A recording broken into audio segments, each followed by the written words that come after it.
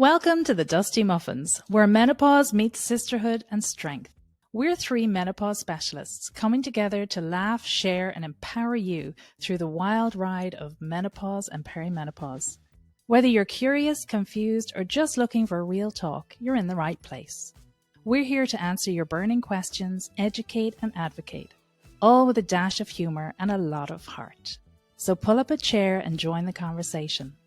Before we dive in, please remember, while we're doctors, we're not your doctors.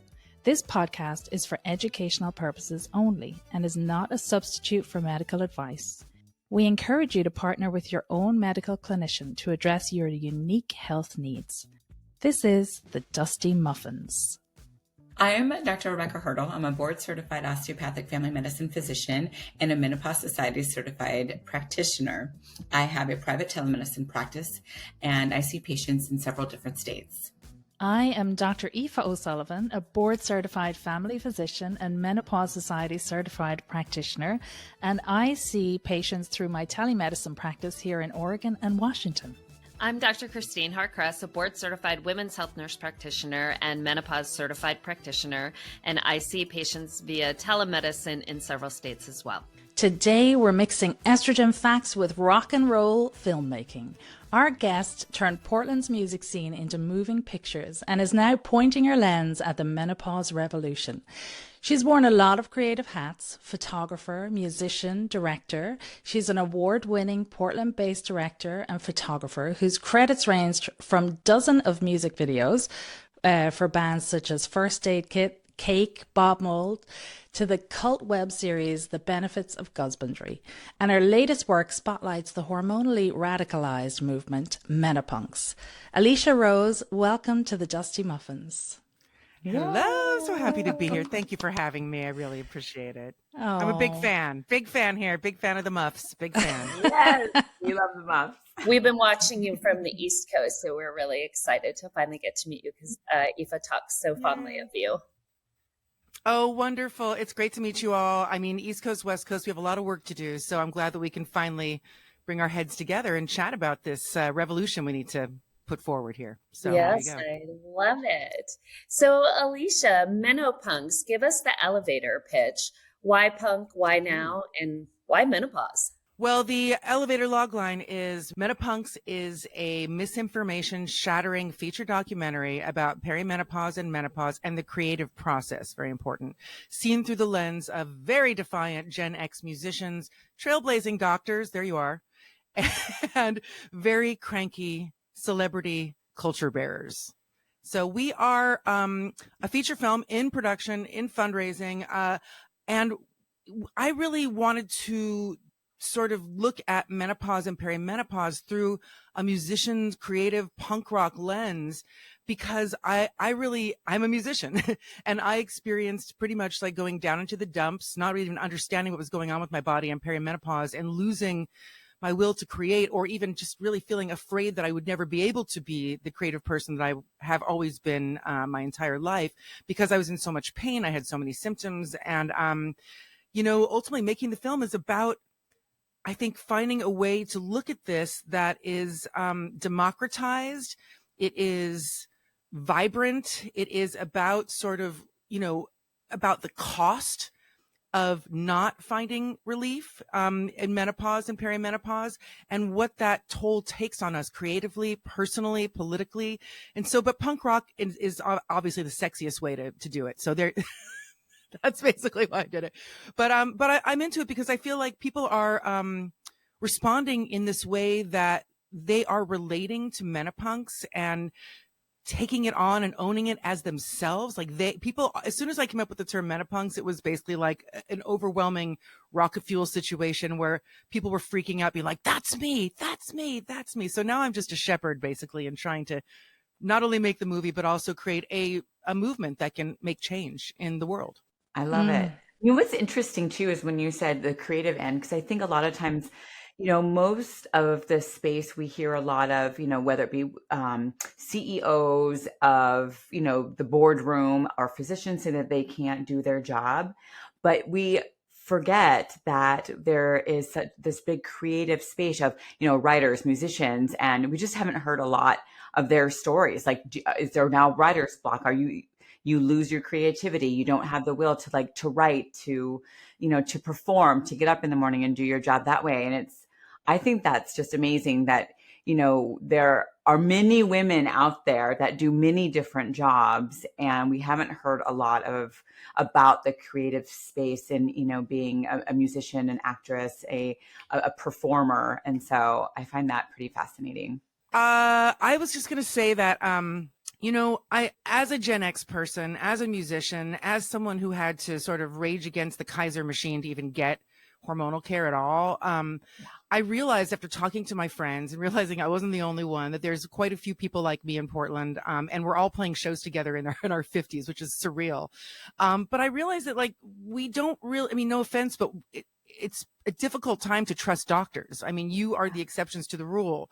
The reality is, if you're just dealing with your health care, you go to get help and you think you need help. Finally, you're like getting over the shame of menopause at first and having to self-advocate, which is difficult. It's really hard to work up the energy to self-advocate.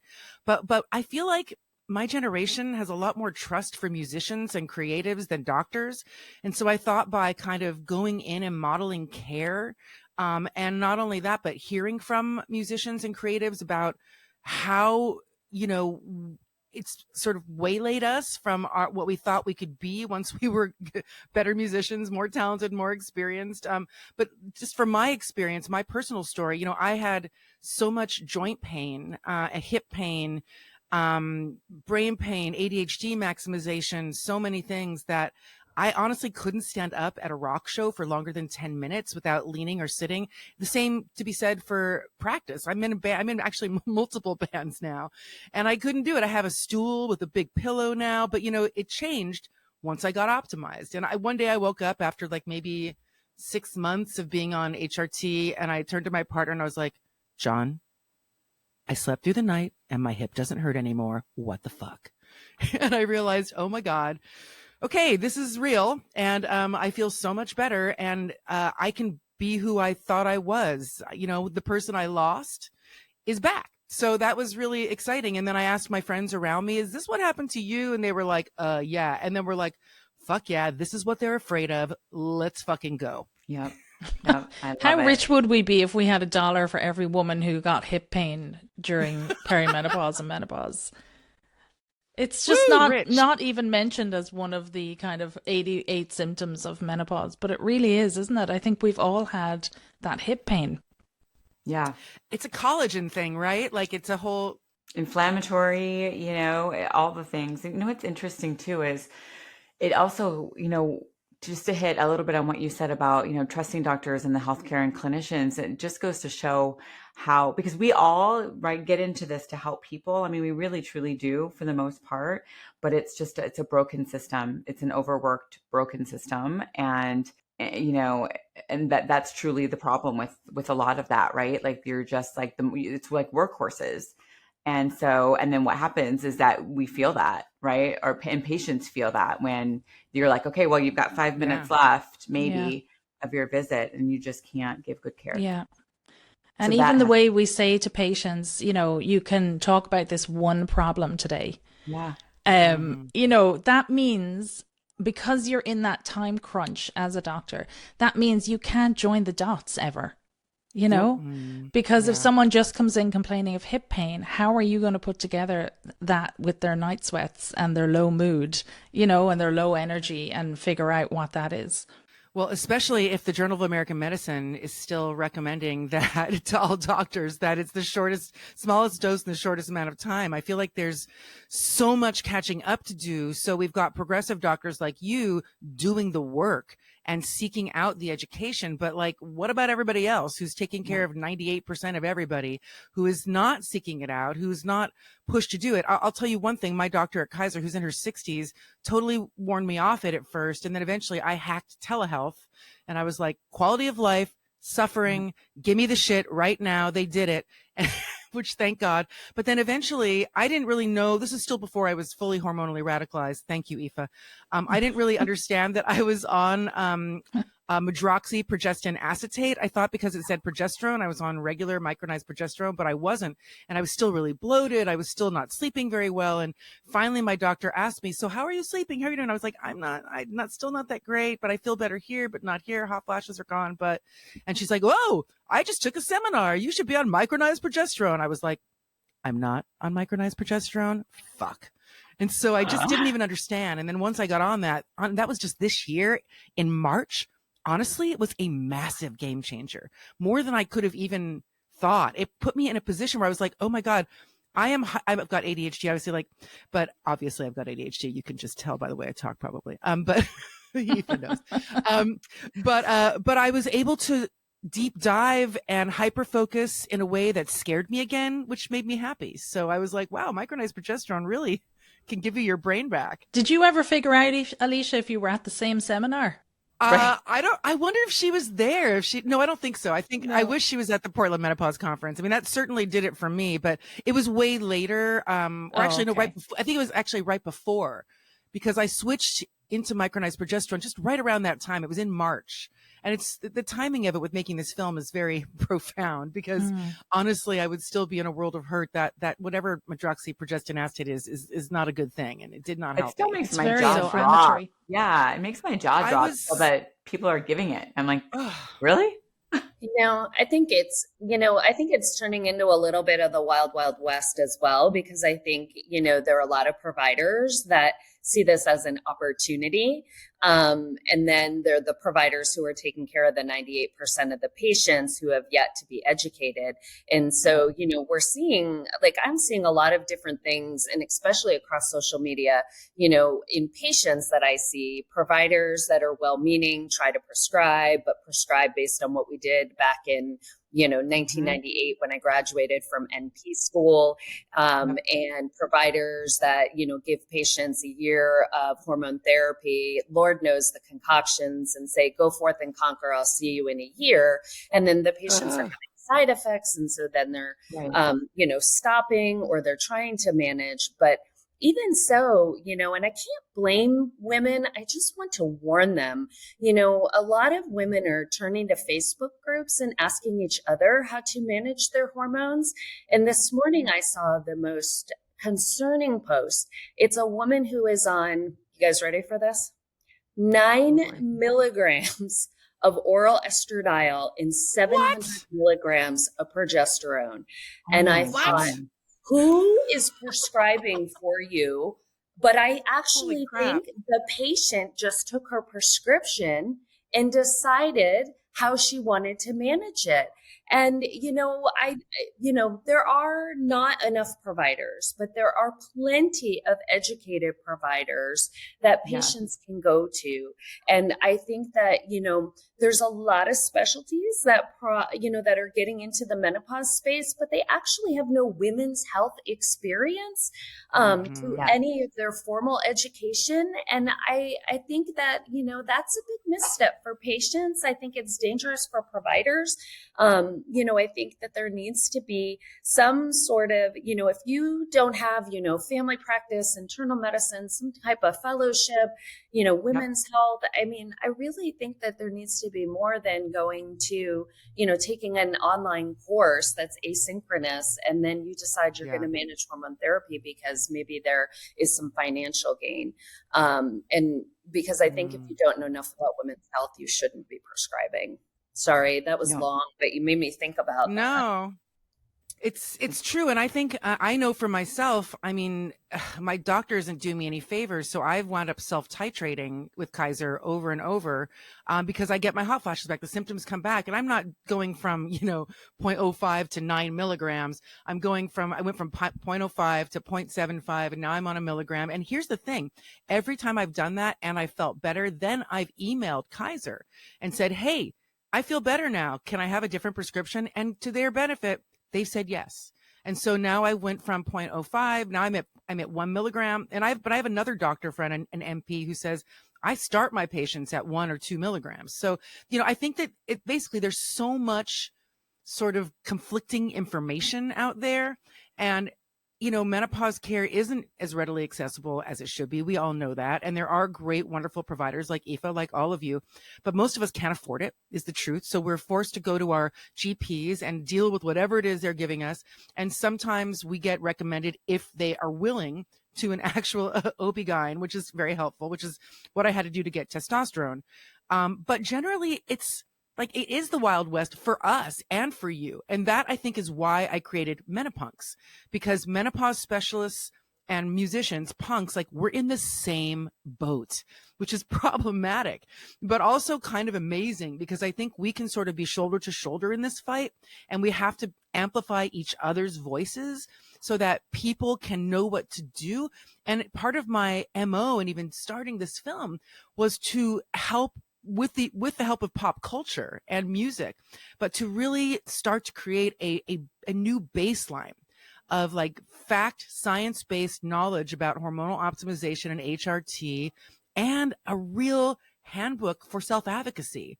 And by, I think, talking to doctors in the context of the film, and musicians and people and and experts. I'm talking to Wolf Utian, and I'm also talking to Dr. Robert Langer. These are people who are there, I'm really trying to create sort of a well-balanced kind of like place where people can go to and figure out what the hell to do. Because, as you know, this space is like nutty, chaotic, and it's super scary. And if you're feeling like crap and barely have the energy to figure out what's wrong with yourself, what's going to appeal to you more, being over interneted by 1,000 videos, or watching a rad movie featuring punk rock and all your favorite musicians talking about how shitty they felt so you don't feel alone, right? Struggling with mood swings, low energy, weight changes, or feeling dismissed about your hormones?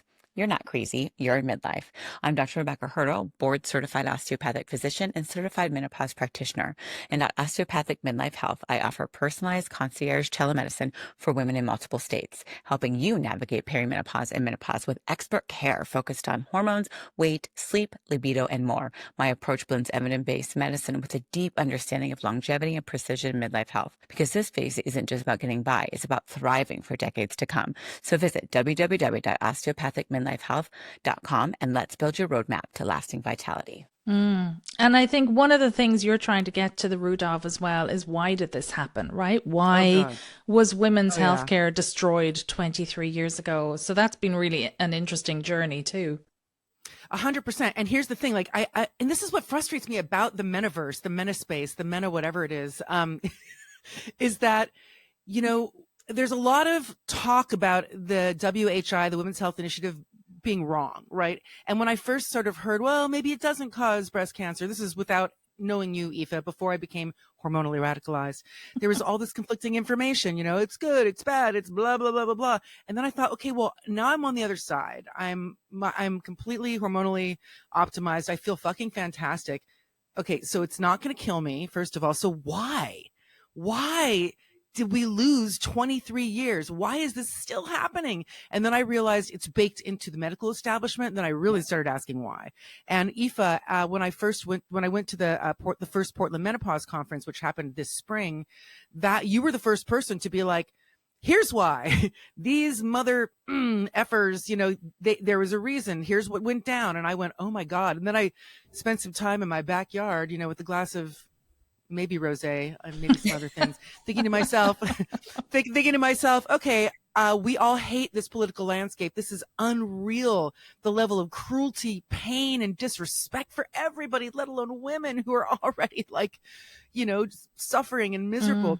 And Gen X and lost generation women who are a little bit older than us, and millennials, like, where are we in politics? Why aren't we running the world? Why aren't we were on track, right? Like, we shouldn't be living in this bizarro world, not just Kamala, but like before. If you think about the trajectory of feminism, right? Starting in especially the 70s with Ms. Magazine, and also the availability of HRT, which started in the 60s and it got more popular in the 70s, more popular in the 80s. And then boom, 1993 rolls around and we've got Riot Girl fucking getting into the press in this massive way. It becomes like the year punk broke mixed with Riot Girl taking over feminism. And it was like this heady time of women empowerment and youth and music and all these incredible things. And boom, Clinton's president, which we have lots of questions about that, but at this point, but Clinton's president, and there's attention on women's health, right? A woman is brought in to run the WHI or the World Health Organization for the first time. And suddenly there's change and the study begins. But like you track that to 2002 when the results were released that broadly vilified all hormone therapy, first through the press, then through Journal of American Medicine.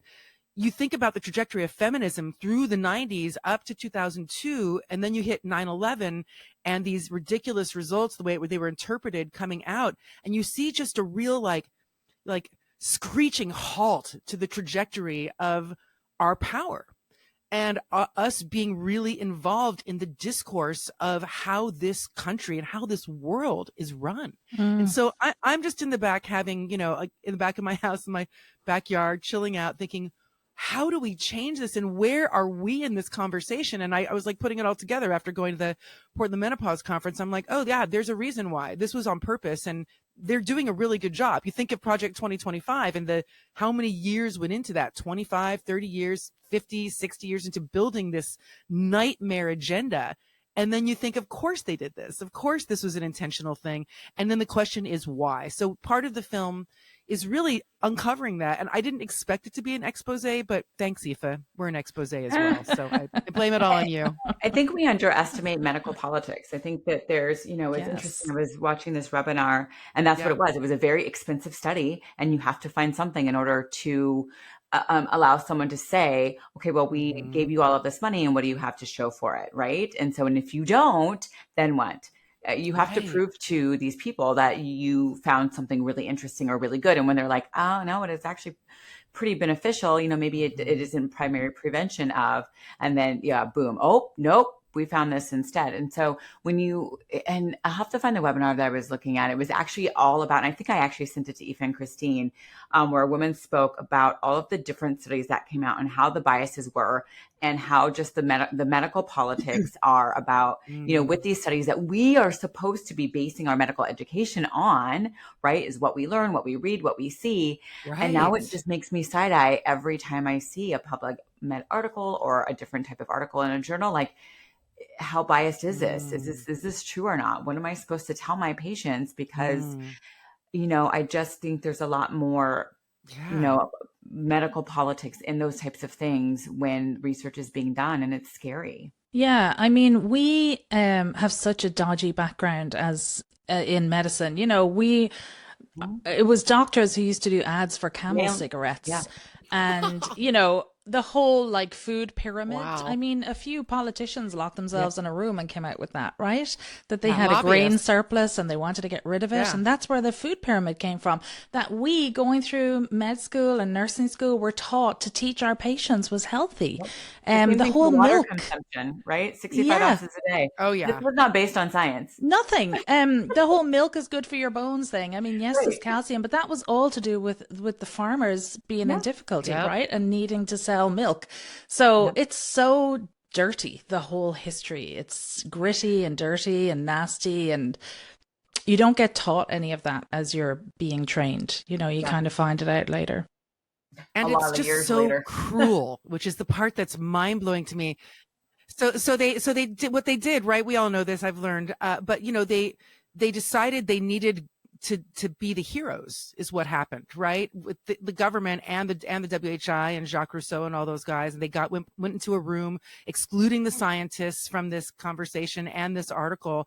And they wanted a positive spin for themselves, which ironically became the thing that will save you will kill you. Which is insane. Like that. So they're like, we're heroes. Get off those hormones, you millions of women that were feeling fucking fantastic. 40% of women in the menopausal range by 2002. We get you're feeling great. We get that we did this study to see if you could take it till you die. We get all of that, but oops, sorry, you're going to die. So get off the things that are making you feel good. And now Congress can say, we are saving women from themselves. This thing that we thought we're going to save you, now it's going to kill you. So get off them. And that was a really powerful narrative for them because it absolutely justified $1 billion being spent on this study, which is like, okay, wow. But at what cost? And clearly there was a lot of intention to systemically disempower women because that's what happened. And the boomers got it right in the crosshairs. And then of course, lost generation were after that. And now we've got Gen X who are just a bunch of cranky punk fucks who just will not accept no for an answer.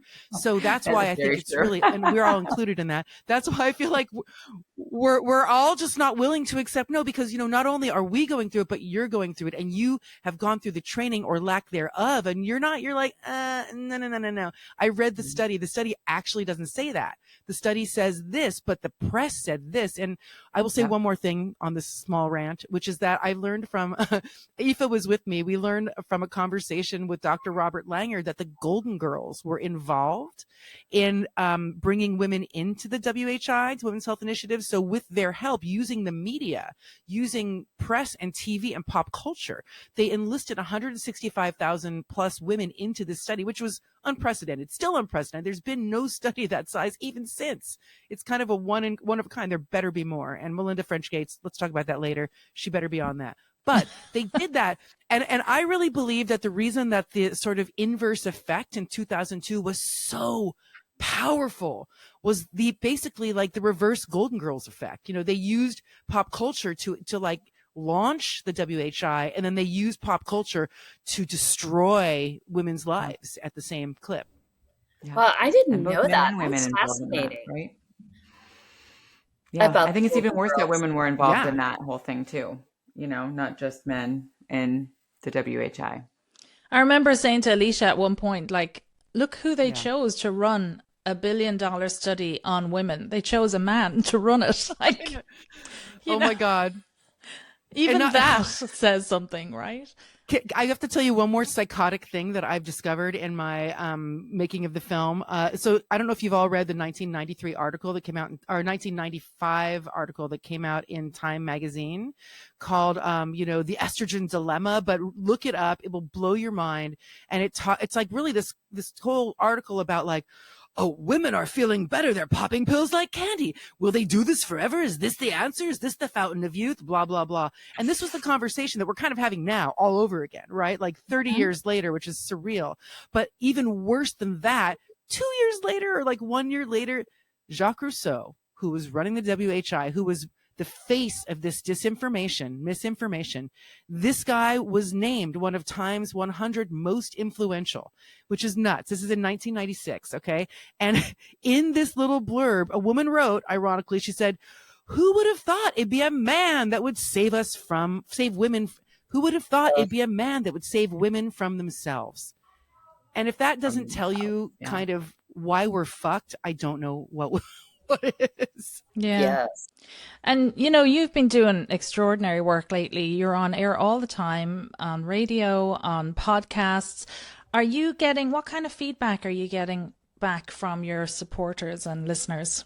Oh man, they are so hungry for this, Aoife. It's bananas. I feel like I can't do enough because there's like for every woman that does find relief or at least education to make the choices they need to make for their life and their comfort and quality of life, there's like 100 more who have no clue and are confused and miserable and don't know what to do. So I'm obviously deeply slutty with my press situations because I'm making a movie and it takes a while to make a movie. 2027 is probably when we're going to have this movie done. And that is like record time for a documentary, let me tell you. And we're fundraising right now. It's all on my credit card, right? So like we have a lot of work to do to get to a place where we're really cooking with gas, although we're already doing it. But like talking to folks, radio, podcast, we started a Menopunks podcast. It hasn't quite launched, but will launch. And Aoife's been on it.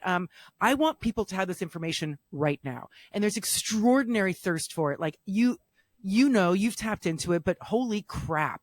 Not only is there thirst from women, not just Gen X women, but there's thirst from boomers. My mom's like, they lied to us. What? You know, they all want to know. Everybody wants to know. They might be stubborn. They might be unwilling to listen to it. They might be like, it's natural, which we all know is another conversation.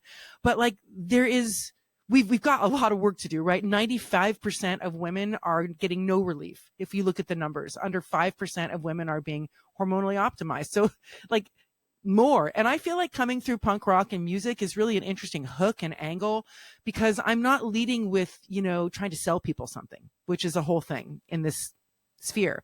And has been truly intentional. Like, we really are just out there to give people information and entertain them and appeal not just to women, but to men and all generations. And I've been on a couple podcasts where men have interviewed me, and I'm like just the other day, I was on one called Tour Stories. This guy, Joe Plummer, who was the drummer of Modest Mouse, if you know that band, he was like, why should this matter to more than women? And of course I went off. I was like, if women feel like shit, let's be honest, Joe, you feel like shit. And he's like, oh my God, you're right. And why should That's you get why. testosterone, but and Viagra and all those things to make yourself feel better, but we don't, right?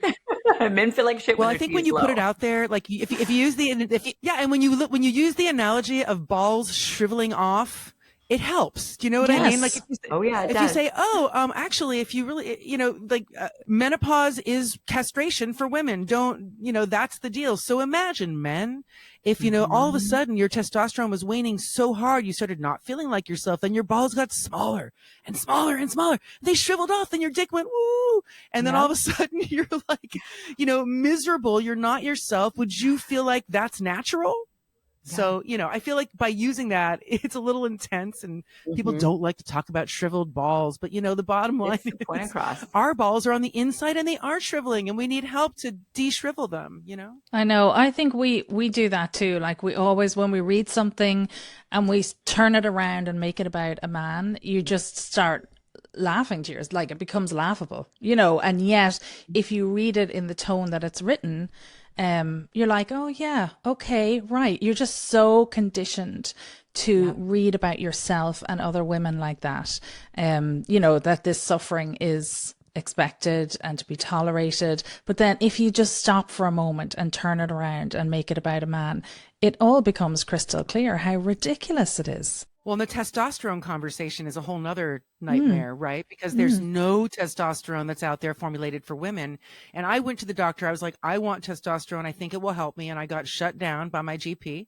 But I got referred. She's like, you got to talk to a real OB-GYN for this. And so she referred me to that person. Then they put me through the patriarchal quiz, which I'm sure you all know about. Yes. Which is the only way. Like, if you don't say your libido is suffering and your partner is bummed, you're not even going to be considered for testosterone. So the 8,000 reasons that we should and do need testosterone are not considered. It's only about our partner's happiness, which is completely screwed up.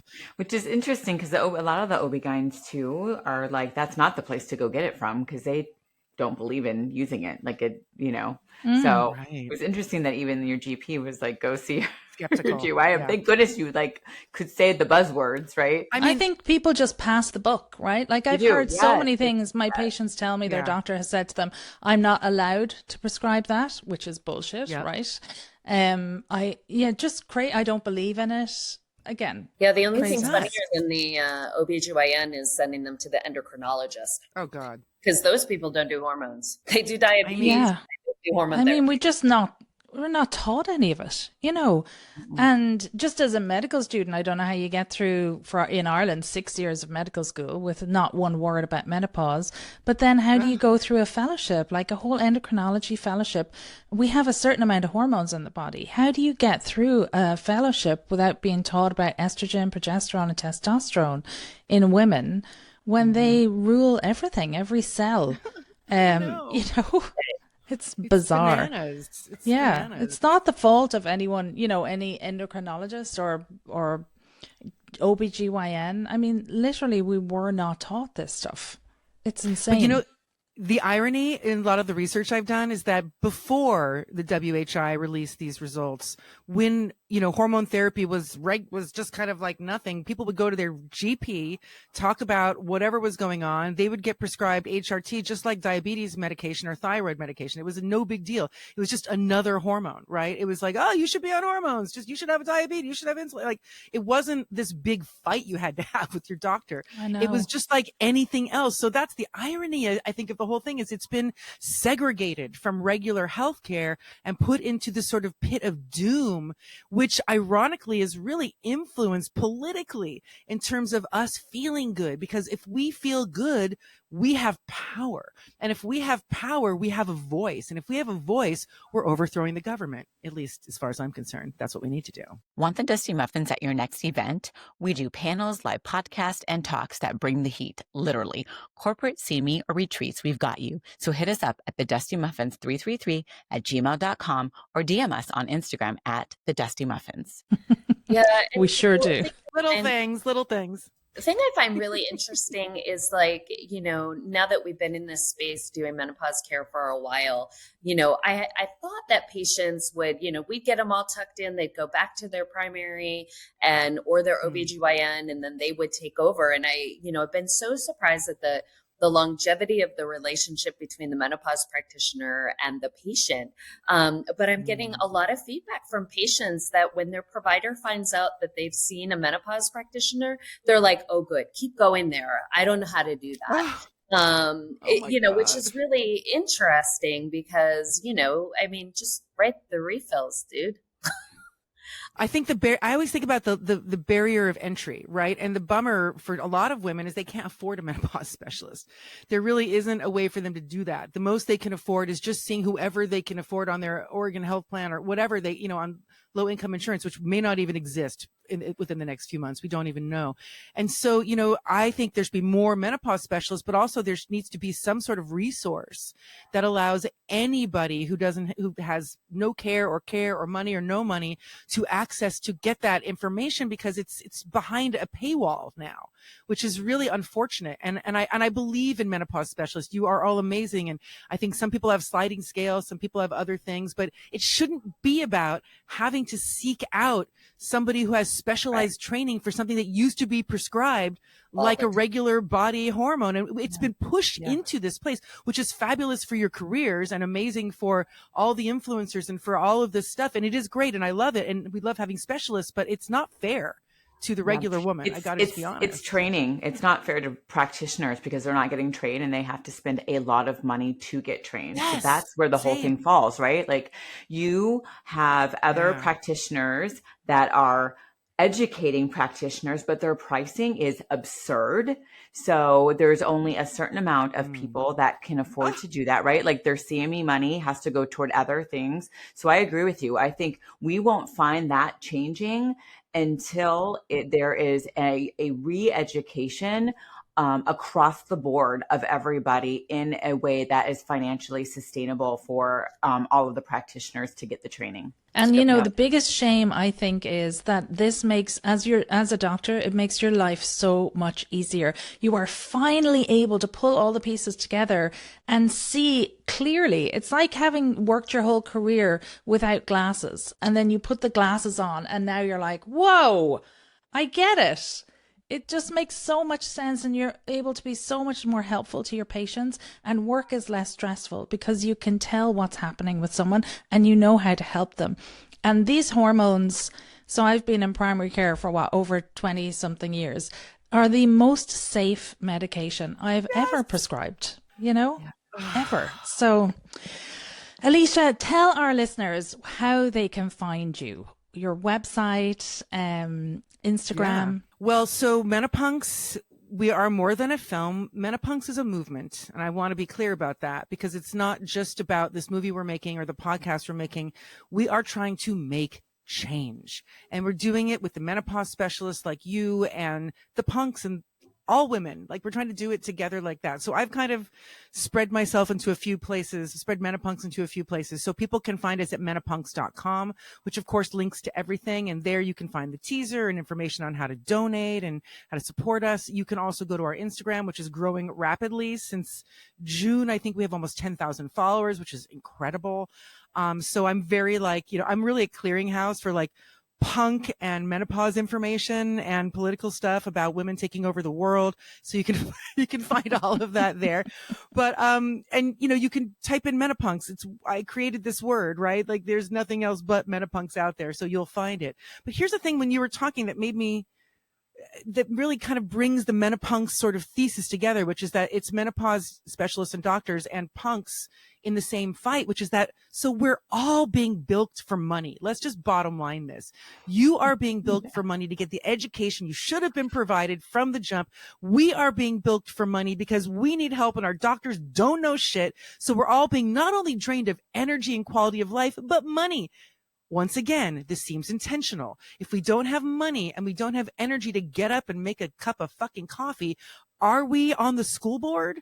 Are we running for Congress? Are we making change? Are we protesting? I mean, how many times can we go to Tesla? I mean, maybe nobody's going to Tesla anymore, but you know what I mean? Like, I feel like we're really being like kind of strapped, all of us. So it sucks that we have to find money to pay you, but it sucks that you have to find money to pay them. We're in this like, you know, sort of fish eat fish situation that's a nightmare, and it has to change systemically for all of us, not just in our bodies, but in the medical establishment. And I know that, you know that, and how do we do it? So I feel like we're getting to the point with the film where not only do we want to try to make change in people's lives first and foremost and give them the tools for self-advocacy and the knowledge to really make educated decisions, but we want to help push legislation.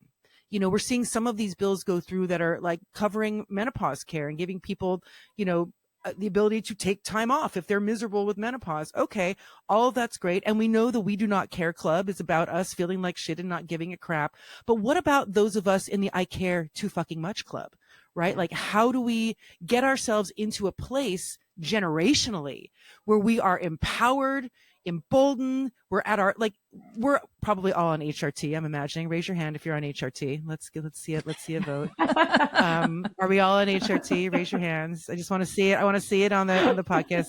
There's a time delay, so I'm waiting. But there we go. There it is. Okay. So you know how. Okay, both. I'm on as many forms of HRT as humanly possible. Probably you are too. Toes up. Slap it on me, slime it on me, stick it in me. Let me take it. Like whatever it takes. So what we know, Dusty Muffins, we know that after being on HRT, we feel fucking good. We have ourselves back. We know now what they fear. So by taking away our money, taking away our quality of life, they win.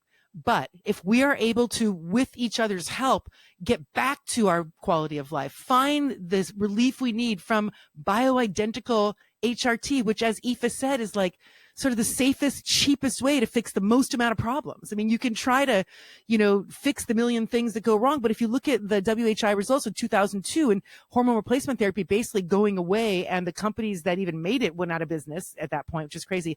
Look at the industries that cropped up and how much of our money they have taken. SSRIs, statins, the wellness industry to make us feel slightly better. I mean, there's a million things I don't want to waste our time with going down that list, but like, we have been exploited. And I think that is a really clear thing. We need to like communicate to people. This is a violation, that we didn't have this information, that it was taken from us. Choice was removed from us. I mean, that's a big deal. You look at being pro-choice and abortion and that battle in real time, but at least we're able to be a part of that conversation. We weren't even able to be a part of this conversation. This choice was removed from us. We were taken and we were sort of, you know, pulled away from the one thing that could have really given us quality of life for the past 23 years. So no wonder we have a problem in nursing homes right now, where we have tons of older women, mostly our mothers, by the way, who are saddled with dementia or Alzheimer's and UTIs every 5 minutes. I mean, I've seen so many friends lose their careers, not just from feeling like shit from menopause, but from taking care of their parents, their mothers. Where like my editor, my co-editor right now doesn't have time to do her job because her mom got kicked out of the nursing home because she was crabby with dementia and has consistent UTIs that won't go away. Was she ever on hormones? No. Oh, that's awful. It's all right. Connected is my point. Yeah, you know, it is. It is a conspiracy, Aoife. We know it. We do. Well, Alicia, thanks for bringing the Riot Girl energy to thermoregulation. To our listeners, we encourage you to find her work and sign up for updates at menopunks.com. Links are in the show notes. If this episode made you laugh, absolutely, think, or text your group chat, tap follow and drop us a few 5-star reviews. Your love fuels the mission. Boop.